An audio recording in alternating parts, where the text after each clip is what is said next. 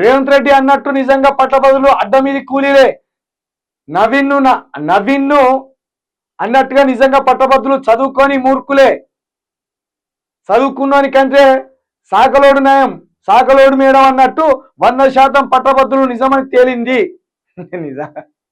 నిజంగా అసలు మీరు ఇదే చింతపండు నవీను ఏ ఉద్దేశంతో నమ్మిందో, ఏ రకంగా నమ్మిందో అర్థమైతే లేదు. కానీ చింతపండు నవీన్కు ఓట్లు వేసిందంటేనే మీరు ఒకటి పైసలు తీసుకోనన్న ఓట్లు వేసి ఉండాలి, లేదా కాంగ్రెస్ పార్టీ అభ్యర్థి కదా అని ఓట్లు వేసి ఉండాలి, లేదా ఆయన మీద 56 కేసులు ఉన్నాయి, బ్లాక్మెయిలింగ్ కేసులు, హత్యాయత్నానికి సంబంధించిన కేసులు, ఫోటోలు మార్ఫింగ్ చేసిన కేసులు.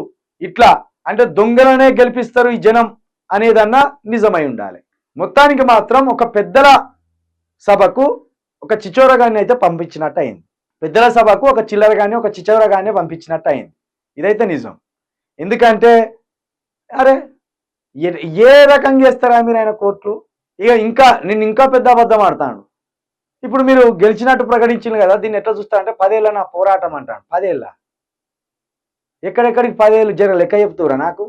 నిన్ను ఎవడ అడగక రిపోర్టర్లు నిన్ను కరెక్ట్గా అడిగితే నువ్వు తల కిందికేసుకుంటావు.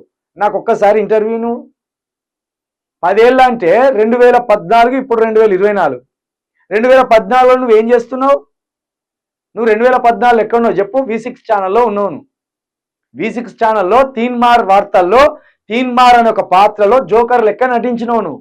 10 ఏళ్ళ పోరాటమా? ఉద్యోగం చేసుకుంటూనే ఉంటివి, యాంకర్గా వార్తలు చదువుతూనే ఉంటే 10 ఏళ్ళ పోరాటం చేసినావు అని ఎట్లా నమ్మిస్తున్నావు నువ్వు ప్రజల్ని? అసలు నువ్వు పోరాటం ఎప్పుడు చేసినావు? ప్రజా సమస్యల పట్ల ప్రజల్లోకి వచ్చి ఒకరోజు కూడా కొట్లాడింది లేదు. కొట్లాడింది ఉంటే నువ్వు ఎద్దు కదా ఫోటోలు, నీ వీడియోలు చూపెడతాయి కదా, నీ ఫోటోలు చూపెడతావు కదా. నువ్వు 2021 నుండి యూట్యూబ్లో వార్తలు చదివినావు. ఒక యూట్యూబ్లో నిలబడి యూట్యూబ్ ద్వారా ప్రశ్నించినాను, మెచ్చుకుంటాం. నిజమే, యూట్యూబ్ ద్వారా నిలబడి ప్రశ్నించను అనుకోవచ్చు. 10 ఏళ్ళ పోరాటం అంటే ఏంటిది? నువ్వు ఏ ప్రజా సమస్యల మీద కొట్లాడలేదు, వార్తలు చదివినావు, వార్తల ద్వారా జస్ట్ విశ్లేషించినావు అంతే. ఇది కాబట్టి తీన్మార్ మల్లేశం అంటే నేను ఏ క్షణంలో కూడా ఎప్పుడు కూడా నమ్మకండి. అబద్ధాలు చెప్పడమే ఆయన నిత్య దినచర్య.